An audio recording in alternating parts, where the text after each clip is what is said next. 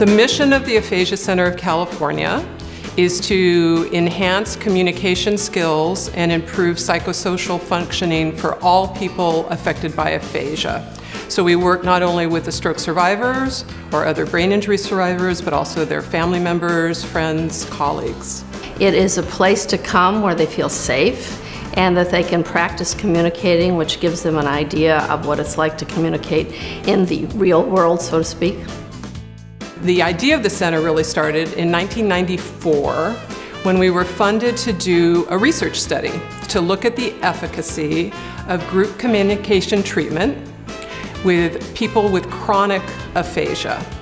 And we did find that it was efficacious, which was great, but what we also found that we hadn't expected was that people's lives really were changed in that amount of time. So one of the reasons that we started the center was as a response to the changing kind of insurance coverage and service delivery that was available. It's very rare that you can actually look at a program and know that it absolutely was the first of its kind that occurred anywhere. And it really has everything to do with Dr. Ellman's vision. She had a vision, and she had the strength of that vision and the commitment to that vision to actually operationalize it and see it come to life. We were also enthusiastic about treating the person more as a whole person, more of a holistic approach to aphasia treatment. You know, I think it works because of the group process. The process is happening because people are interacting, and it's not just they're having one interaction with one person, but they're interacting with many people at one time. And so they take that confidence that they gain in this group, and they feel more confident to do things in the real world, so to speak. The research that was done by Dr. Ellman and Sue and some others, like, this really works. You know, like their research is being applied here, and it's really working, and people are coming here, getting what they need, and then they're able to go back into the community and be themselves and be independent. And so what the groups provide is not only practice in the very thing they need to work on, which is conversation and communication skills, but it also connects people to one another.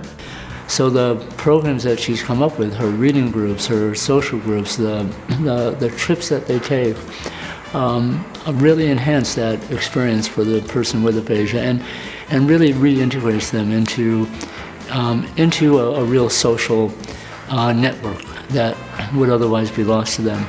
I couldn't speak, couldn't say anything. I could listen.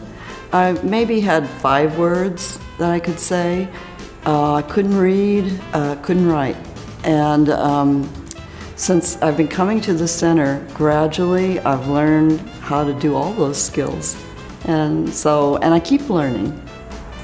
16 years ago, I had a cerebral hemorrhage and didn't speak at all. This program, it brought me home when I needed the help, and today that's why I come here as often as I can for certain reasons, just to see other people so I don't forget.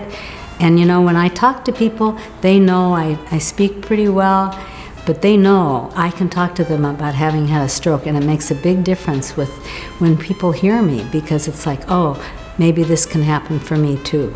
This Aphasia Center is just the best place in the world. And it's been wonderful for me to be a part of it and to have grown so much because of it.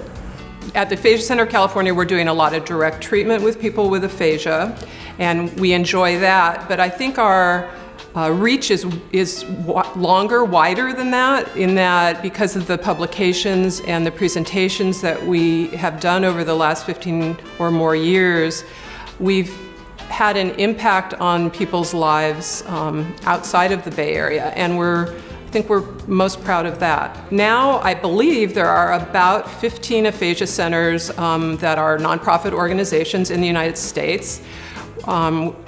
I've been told, and we've met some people that have been inspired internationally. So there are aphasia programs now in Japan and in Australia and New Zealand and in Portugal.